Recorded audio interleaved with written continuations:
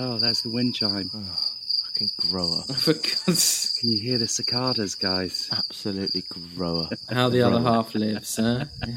Absolutely grower.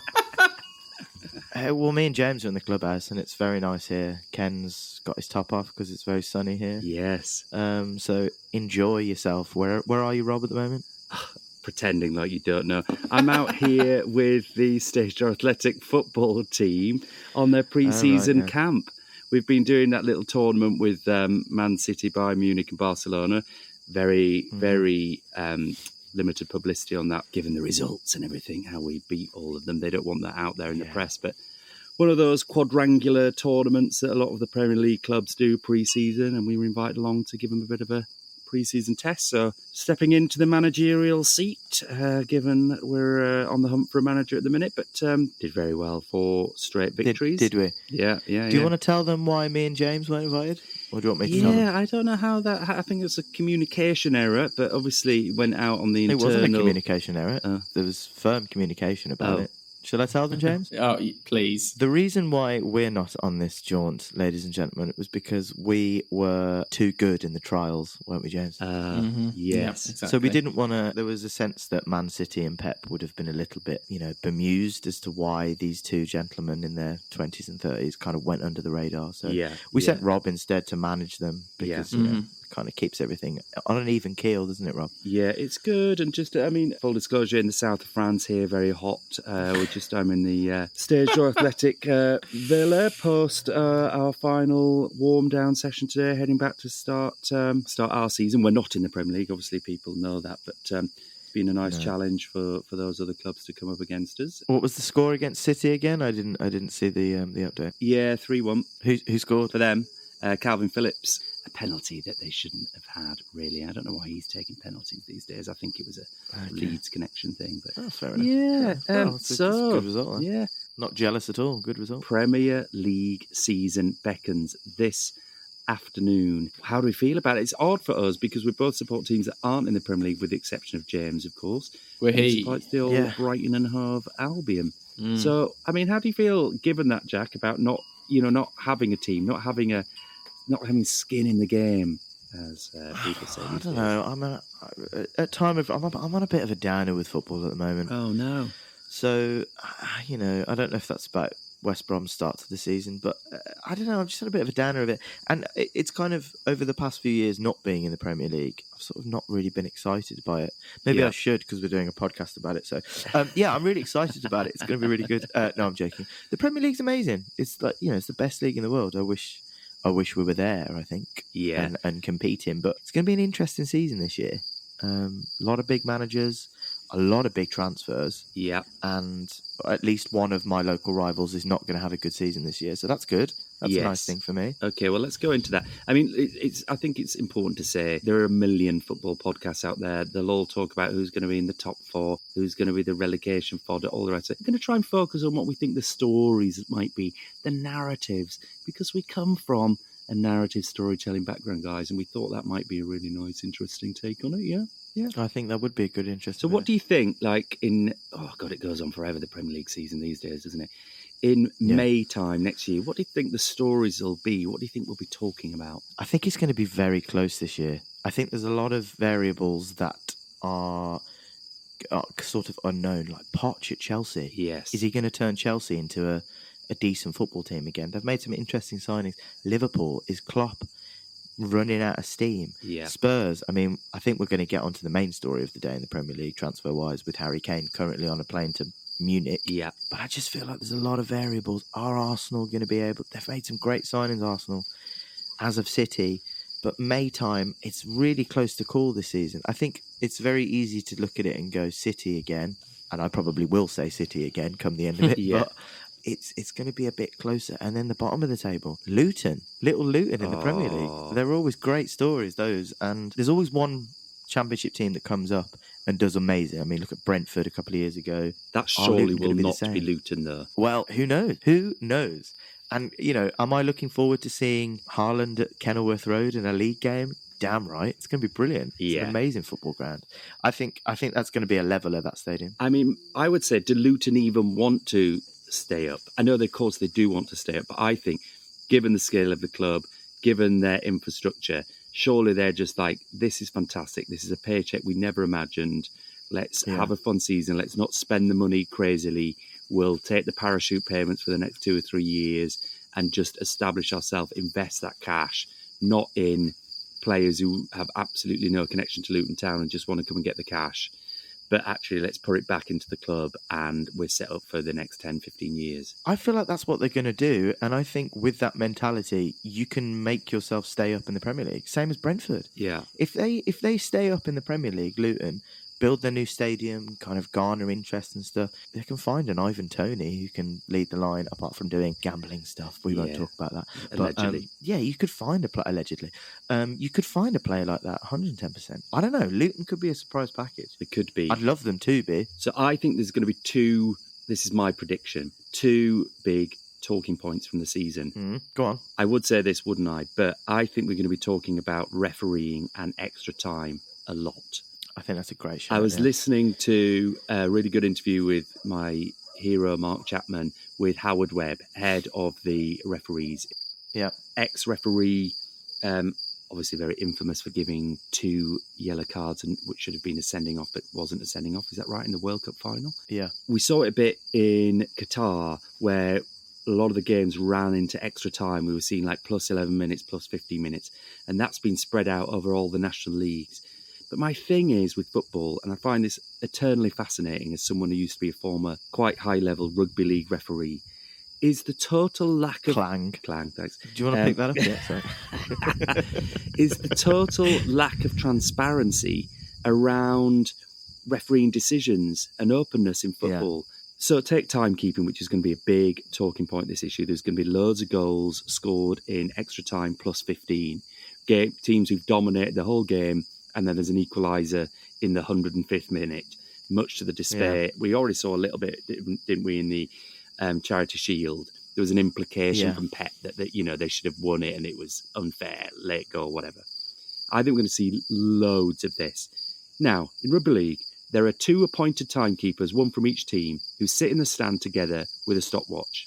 There is the TV timekeeper when the games are covered. The referee on the pitch, when he wants to stop the clock, puts his hand straight up in the air. They stop the clock. When he wants to restart the game, he waves his hand above his head. The clock restarts. Everyone in the stadium, the teams, the coaches, the players, know exactly how long is left. And then... Is this another one of your fun and rambly rants? Are we having another... Is this the second one in the second week? This is brilliant. Why can't we do that? Carry on. Why can't we do that? So everyone in the stadium knows exactly, if the ball's out, stop the clock. If the players are pissing around, slowing the game down because they're trying to shut the game down because they're winning, stop the clock. If the keeper's bouncing the ball, changing the position, arsing around, stop the clock.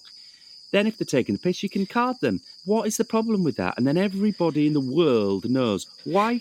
What is FIFA's problem with transparency? Yeah, I think you've made a lot of... Have a breathe now. Have a drink from your beer, please. I think you make a lot of good points. There's something sacred about football. There's something that is said to be sacred, and that's about the flow of the game.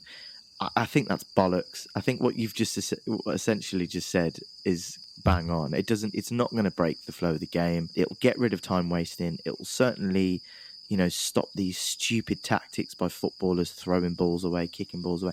And you're right, the transparency that's not between the referees, the players, the fans, the managers, it only leads to all just loads of shit. Yeah. And then you get arguments from managers talking to the media.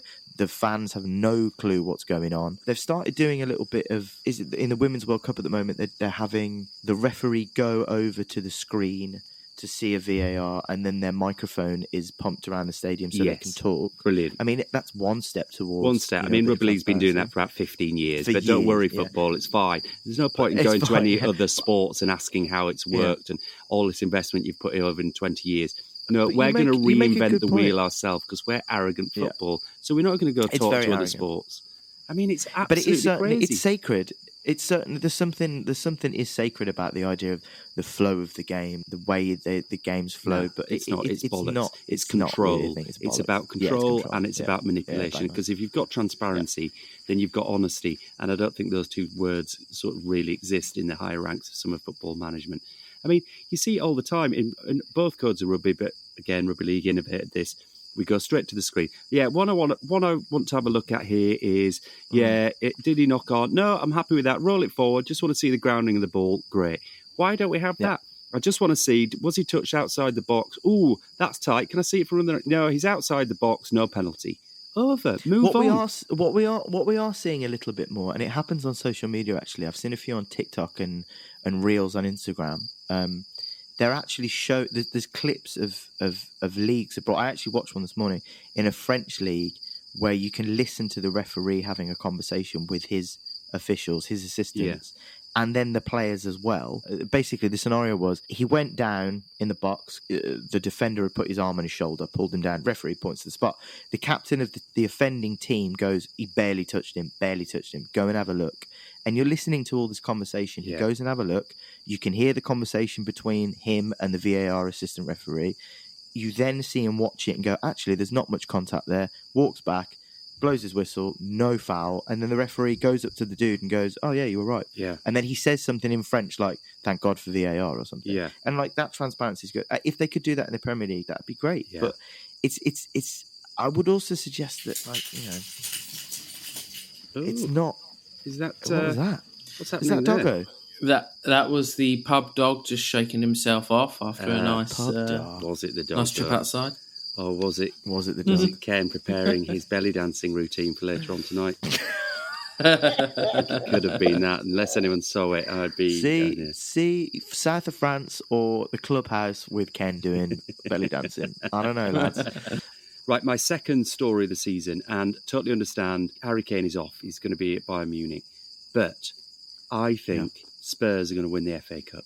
I think Postecoglou is going to come in, bring his winning mentality. He's going to make a lot of shockwaves in the Premier League. They won't go anywhere in the Premier League, but they're going to go on a cup run and they're going to win the FA Cup. Disagree. Harsh if that happened for Harry Kane because he wants a trophy. He leaves and they win a trophy right away. They win a trophy. I mean, that could be like written in the stars that happens, and the universe just hates Harry Kane. Bayern Munich finished second in the Bundesliga. It's a really odd one with Kane, isn't it? I think it's really bizarre. I don't know why he's gone to Bayern Munich to win cups that probably don't mean anything. I don't think they're going to win the Champions League. If he'd have stayed at Spurs, I don't think they would have won anything. But, as an individual record, to have the all-time goal-scoring record in the Premier League is pretty impressive. He should have gone to Man United about 3 years ago. I don't know why he didn't, but Daniel Levy's probably said, your balls going to Man United, no chance. I mean, he could have done loads of different things, but I don't know. He should have gone to a bigger club. I mean, I'm not a massive fan of Spurs, but I don't hate them. But Spurs, when Poch went, that was the end. It ain't going to win anything for a long time. Yeah. So, given that we both, again, James, accepted support non-Premier League teams, who would you adopt as your second team? I know who my second team are. They have been my second team since I was a boy. Oh, yeah. Arsenal, man. Oh, really? All day. Interesting. Arsenal all day. Why is that? It was that Invincibles year. I was sort of young enough, and I mean, watching that football was unbelievable. Bergkamp, Pires, Henry, Vieira. I remember when they moved from Highbury a few years after, and that gorgeous cherry red kit. Yeah. Amazing football kit. I've always loved Arsenal. I've been to loads of games at the Emirates, and I was gutted when they didn't win it last season. Yeah. But I've always been an Arsenal. What about you?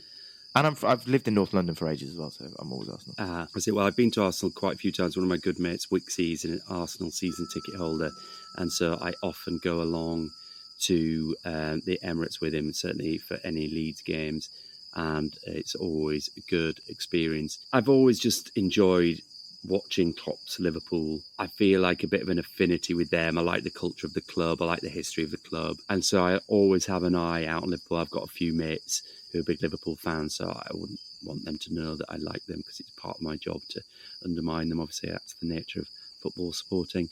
But so I feel like Liverpool is somewhere I'll have a team on. I do, and I'm not just saying this, James. I'm not just saying this, but I've got a real fondness for Brighton. I've grown a real fondness for that club and the culture of it. And I think Roberto is a great character. I mean, he is a really interesting character. You see, me, on the other hand, I hate Brighton. Do you?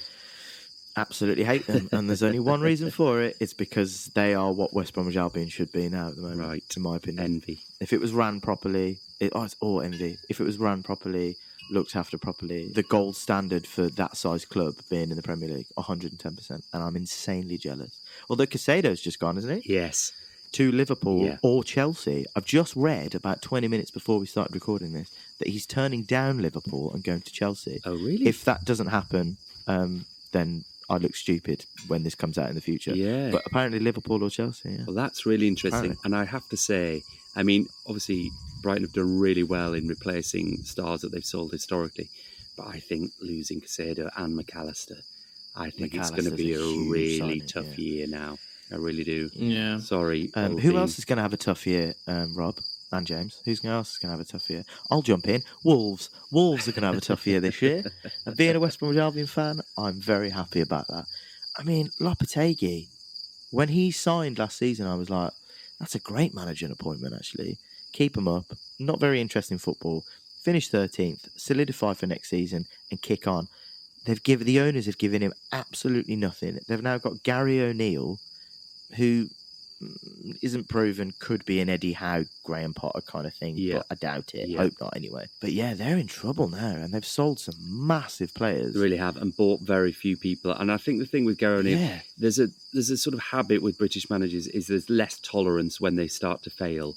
They feel like they just go much more quickly, I think, than perhaps other managers do. And so, he's going to have to really have a great start to the season to have any currency in the bank to survive long term. What about the other side of the city then? Villa obviously had a great turnaround last year. Do you think can they carry on? What are you thinking? Talk about Aston Villa. Come on. Okay, my prediction for Aston Villa is they are going to have a very good season. There you go. I said it. Leave me alone. Yeah, no, I mean, fantastic manager. He already started to get his philosophy over to them in the brief months that he was there last season. They've made some amazing signings. He plays aggressive football. I think they're going to do well. I think they're going to do cup runs. I think they might sniff around 6th. Whether they make it or not, I don't know. They'll have a sniff around 6th. I think they're going to have a very, very good year this season. I think they could get that 4th spot. I know I said we were going to talk about top 4. I think they could just do a bit of a Newcastle. I'm not going to say that. Because it's just horrible to say, but stranger things have happened. And Unai Emery is a class manager and a cup manager, so maybe that's another shout for the FA Cup. To be fair though, they do have a lot of games next season. They're in the ECL next year, aren't they? Yeah. So they've got a lot of games next year. Whether or not they've got the depth enough for that, but Unai Emery wins European competitions, so I reckon they might win that as well. Interesting. And then they'll be in the Europa League, and then I will have to listen to every Aston Villa fan around here. One of my best mates. Should I say his name? He'll be a bit upset if I say his name. He literally goes to Aston Villa. Daniel goes. I'll say his last name. Daniel. He goes to away games. He's a West Brom fan. Yeah. He's a West Brom Halesowen Town fan. He has also got an affinity to Liverpool, but he goes to Aston Villa away games because a lot of our mates are Villa fans here, and he just goes to Villa games for the piss up. I'm like, why do you do that? You can't do that. It's like me going to Wolves games or you going to, United away games as a Leeds fan. You can't do that. You can't do that for a piss up. That's ridiculous. You wear your colours. You wear them with pride. You don't expect. He nearly went to Newcastle, the first game of the season, Newcastle away. Well, grow up, Dan. I'm sorry, but I'm with Daniel here. Maybe he's just an all sports fan. Like the very guiding principle of this podcast is that, it's fine just to love sport and let football be the winner. So well done, Daniel. Have a great time. 110%. That makes total sense. You need to go. Makes 100%. But you can't go to Aston Villa away being an Albion fan. He's going to get battered now. If this podcast gets big, he's going to struggle. Well, because everyone in the Villa Sandal know he's an Albion fan. If this podcast gets big, maybe we should take this opportunity just as we're recording, right on the zeitgeist here. We're recording. This is going to be out in less than 24 hours. Is to say thanks for everybody who's listening. Like, our fanship is growing. That's a really good shout. It's amazing. And the response we're getting is really incredible. So thanks so much. And It really is. Thank you so much. You've been brilliant. And keep engaged, keep involved. Yes. There'll be loads more episodes. But man, thanks so much for all the feedback. Following and keep follow us on the old Insta and TikTok stuff, because that helps. And recommend us to friends. Appreciate that. At Stage Door Athletic. Here's a story to discuss. Newcastle have a poor start to the season. Really wallowing down in the bottom six for quite some time. Saudi owners, huge ambition, a lot of money. They sack Eddie Howe at Christmas and go for a big-time showbiz name manager to try and save the day. Is that a possible story of the season? Avram Grant as an interim manager at Christmas.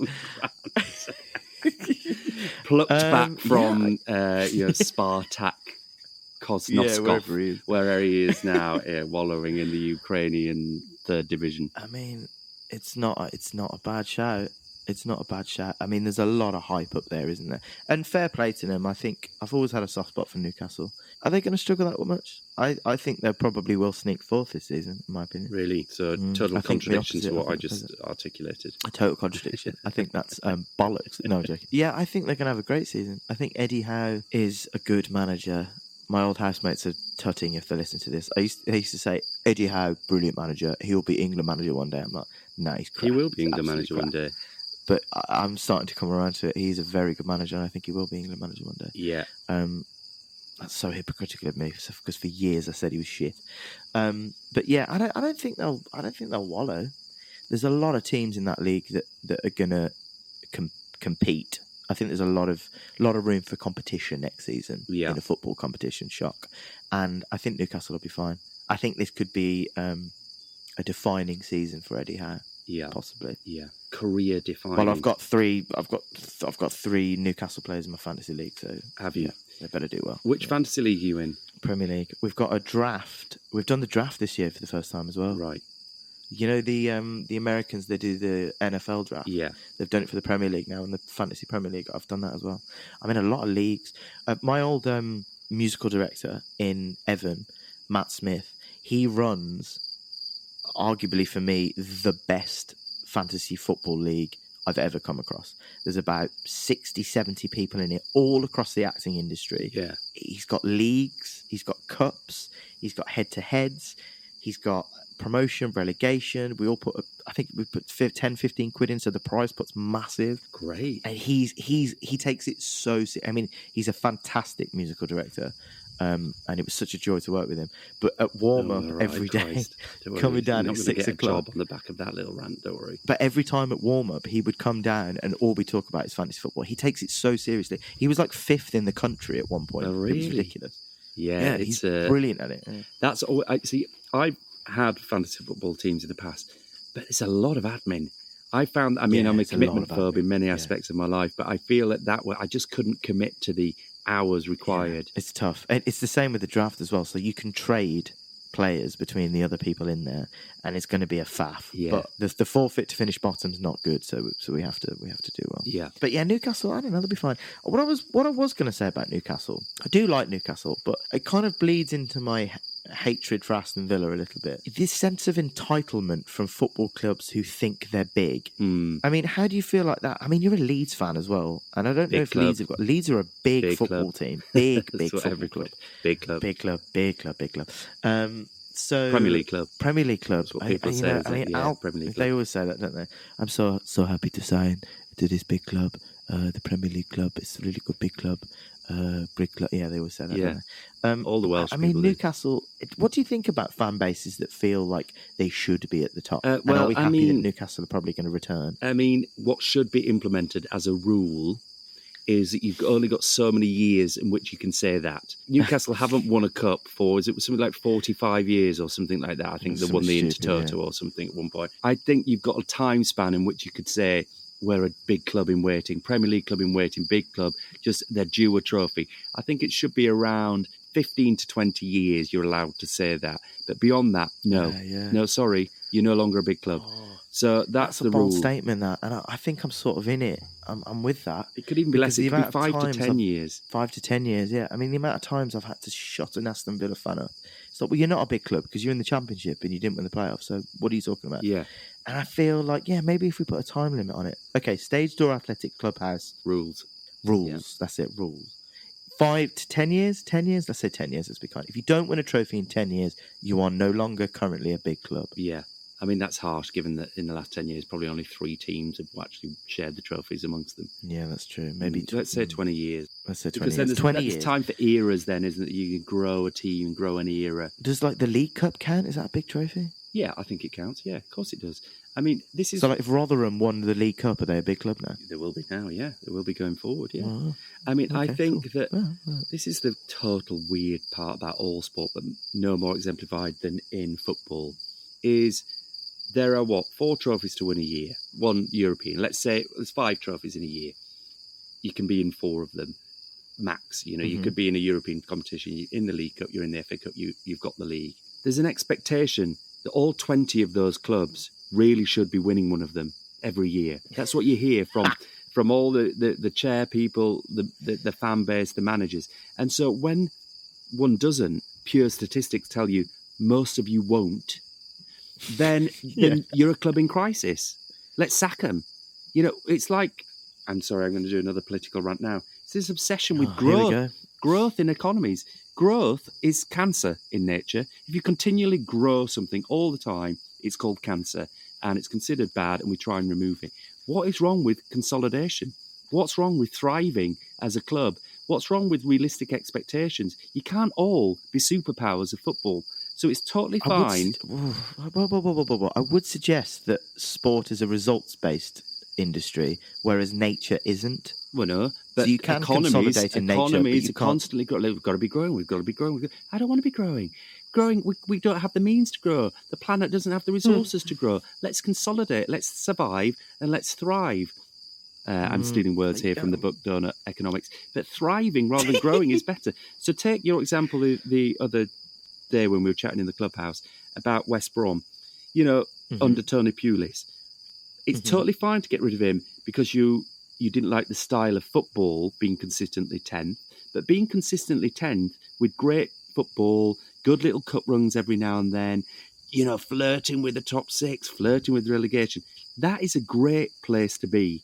But going from crisis to crisis to crisis because, you know, you think you should be winning everything, I'm not saying you think that, and West Brom, but that is the mentality of a lot of clubs. It's ridiculous. But the intention isn't to go crisis to crisis to crisis. The intention is to become better at what you're doing. Yes, right. But if you fire your manager every 3 months, you're in crisis and crisis. Let them do their job. I think that's too much. But the idea of stagnating. I mean, you can look at football clubs that have stagnated. I mean, Arsenal, for case in point. Arsenal are a massive football team. Arsene Wenger stayed for probably 5 years too long. Probably, you could say.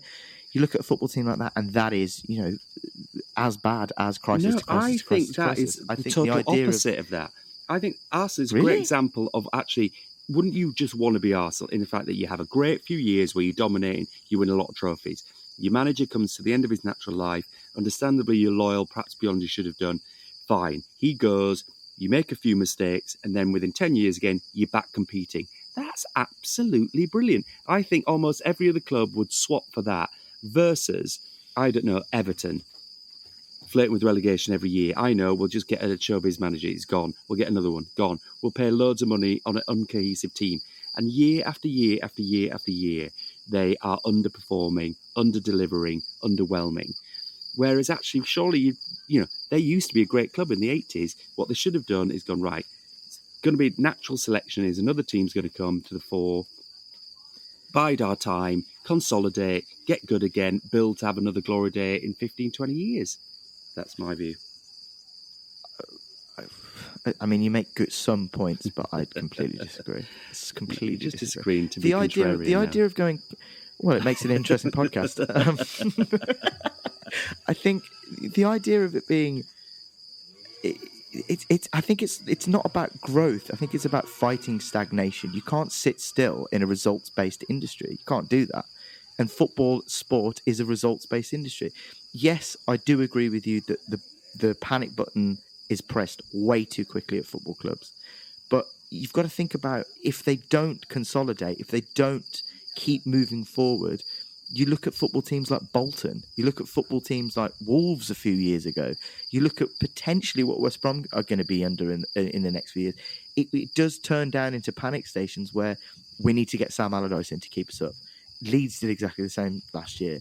We need to sell over these players and get our money back. We need to get a manager that's going to keep us up, because it is life and death. The idea of these footballing industries and footballing bodies not being able to keep up with the top. Yeah. And that now we're talking about money. What you're asking and what you're proposing, what you think it should be, that totally is achievable if the financial fair play rules were actually enforced. Like Chelsea are being investigated now for Roman Abramovich, which happened, in excess of 20 years ago. Well, 15, 20 years ago. And they're only just getting, Abramovich is only actually getting, rung up on it now. If there was proper financial, which there won't be, of course, because it's all commercial, it's all about fucking making money, which that's capitalism for you, but whatever. The idea of it not being about growth and results and all that kind of stuff, that would completely ruin. I mean, ask any Arsenal fan, were they happy when Arsenal was there and they were losing? No. I don't think so. I mean, and it splits opinion, I suppose, but I wouldn't want to be an Arsenal fan going, why the hell is everybody else doing a lot better than we are? But no one else was doing better. Quite easily. But this is my point. No, is that 100% City were taking over, Chelsea were taking over, the other Liverpool 16 clubs were just being shit again. So, you've got to get relativity about it all. Well, but you can't put Arsenal in the same idea. Well, yeah, okay, that's quite a universal way of looking at the Premier League. But if you're Arsenal and you're happy with beating Luton twice this season, beating Sheffield twice this season, and you finished 12th. I mean, look at every Chelsea fan last season. They're not going to do that because they're on the way up again. But what I'm saying is, in their fallow time, it wasn't really that long. Crikey, what an amazing period of dominance, and they've just had a few shit years, and they're back at it. I'd trade them for anything. I would, look at Leeds United over my lifetime. I would trade the journey of Arsenal, as I think at least another 15 clubs in the Premier League would, in a heartbeat. Any other stories? Any other stories? Because Thomas Tuchel's invited me for lunch. Bollock. Yeah, of course. No, of course he has. Yeah, well, me and James are going to have cheese and onion cobs in a minute. Yeah. I love those. Check the sell-by date, though, because some of them do sit there for quite a while. That's a good point, actually. I never did that. Okay, talking about panic buttons and crises, who do you think's the first one to get sacked? That's always a conversation starter. Yeah. Who is the first one to get sacked this season? Odds on Gary O'Neill have to be quite high right away, I would say. That's quite high, just given what we discussed earlier. Do you want me to be bold? Yes, be bold. Ten Hag at United. Oh, my goodness. Really? Yeah. I think they're going to have a really torrid season this year. Yeah, talk us through the rationale. I don't think they're... Okay, so they've signed... a friend of mine who is a United fan, he just texted me this morning, we were talking about it, and he said we've signed Haaland from Wish. You know Wish, that website? Yes. The Wish version of Haaland. Yeah.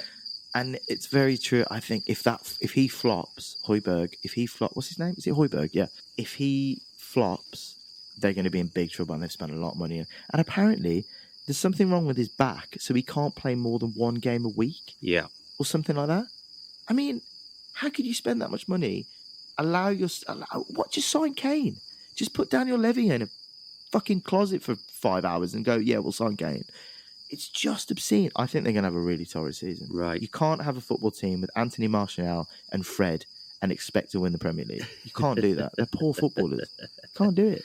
Well, I think you should have a look at the odds on that and put a fiver on and see if that comes in. I mean, I would say Steve Cooper's got to be really under threat. I mean, they still, I think Forest are going to really struggle. I'm just looking at their fixtures. They've got Arsenal, Man United, Chelsea and Man City before the end of September.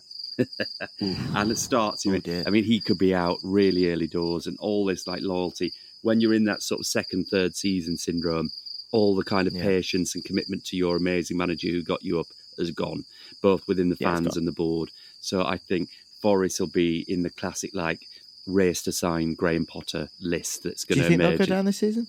Yeah, do you think Forest absolutely, will go down this season? Yeah, they will. Yeah. So you're going Forest, Wolves, and who else? Do you think Wolves are going to go? I think Wolves could really struggle. I think Forest will really struggle, and I think Bournemouth are going to struggle as well. So Luton are staying up. Luton will go down. I'm doing that classic punditry thing where they name about 6 people who I think could struggle, but I don't actually name their 3. I mean, I think Luton will go straight back down. I think for reasons we discussed earlier. I think Forest will go down, and I'm going to say Bournemouth will go down. So I think Sheffield United to survive. I think they will be a team coming back up and survive. I think Burnley will do well. So I think they'll stay up. Yeah, I think we haven't talked about that. I think Company will do a good job there. Plus, Jay Rodriguez is still there, and I love Jay Rodriguez. Yeah. You know, I grew my hair out like Jay Rodriguez over lockdown because I thought I'd look like him. And Funny, then I you grew it didn't out really and I look looked like an him, did you? absolute idiot.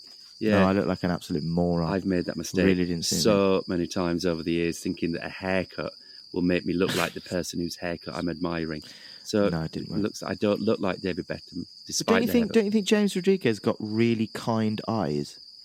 kind eyes.